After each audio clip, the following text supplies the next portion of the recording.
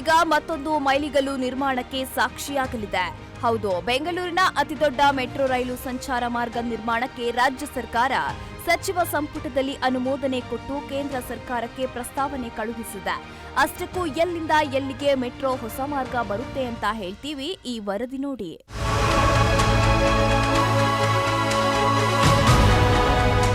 S, IT city ಅಂತ ಕರೆಸಿಕೊಳ್ಳುವ ನಮ್ಮ ಬೆಂಗಳೂರು ಈಗ ಮತ್ತೊಂದು ಮೈಲಿಗಲ್ಲು ಸಾಧಿಸಲು ಮುಂದಾಗಿದೆ. ನಗರದ ಸಂಚಾರ ದಟ್ಟಣೆ ಕಡಿಮೆ ಮಾಡಲು ಹಾಗೂ ಅತಿ ಉದ್ದದ ಮೆಟ್ರೋ ರೈಲು ಮಾರ್ಗ ನಿರ್ಮಾಣಕ್ಕೆ ರಾಜ್ಯ ಸರ್ಕಾರ ಕೇಂದ್ರ ಸರ್ಕಾರಕ್ಕೆ ಪ್ರಸ್ತಾವನೆ ಕಳುಹಿಸಲಾಗಿದೆ.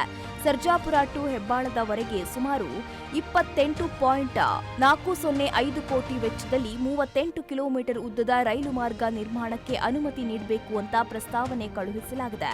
ಇತ್ತ ಕೇಂದ್ರ ಸರ್ಕಾರ ಗ್ರೀನ್ ಸಿಗ್ನಲ್ ನೀಡಿದ್ರೆ ಮುಂದಿನ ವರ್ಷದಿಂದ ಕಾಮಗಾರಿ ಆರಂಭ ಆಗಲಿದೆ. ಹಾಗಾದ್ರೆ ಹೊಸ ಮೆಟ್ರೋ ರೈಲು ಮಾರ್ಗ ಎಲ್ಲಿಂದ ಎಲ್ಲಿವರೆಗೆ ಎಷ್ಟು ನಿಲ್ದಾಣ ಬರುತ್ತೆ ಅಂತ ನೋಡೋದಾದ್ರೆ, Hebbal to Sarjapura, Sarjapura Kada Agrahara road, Somapura, Dommasandra, Muttanalluru cross, Kodathi gate, Ambedkar Nagar, Dodda Kannelli, Kallondarahalli, Bellandur gate, Ibbalur, Agara, Jakkasandra, Koramangala third block, Koramangala second block, dairy circle, NIMHANS, Shantinagar, town hall, KR circle, Basaveshwara circle, Bengaluru golf course, Mekhri circle, palace Guddahalli, veterinary college, Ganganagar, Hebbal. ಇನ್ನು ಮೂರನೇ ಹಂತದ 2.A ಮಾರ್ಗದ ಸರ್ಜಾಪುರ ಟು ಹೆಬ್ಬಾಳವರೆಗಿನ ಮಾರ್ಗಕ್ಕೆ ಸುಮಾರು 24.405 ಕೋಟಿ ವೆಚ್ಚ ಬರಲಿದ್ದು ಸುಮಾರು 37 ಕಿಲೋಮೀಟರ್ ಉದ್ದದ ನಮ್ಮ ಮೆಟ್ರೋ ರೈಲು ಮಾರ್ಗವಿರುತ್ತೆ. ಒಟ್ಟು 28 ನಿಲ್ದಾಣಗಳು, 17 ಮಹಡಿ ನಿಲ್ದಾಣ, 11 ಸುರಂಗ ಮಾರ್ಗ ನಿಲ್ದಾಣಗಳು ಈ ಮಾರ್ಗದಲ್ಲಿ ಬರುತ್ತೆ.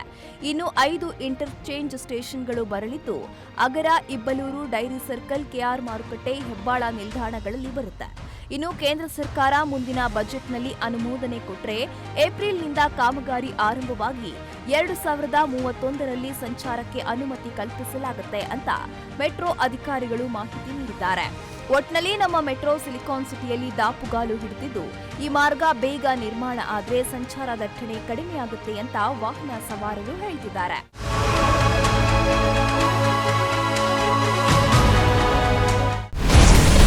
Your channel, your voice, your trust.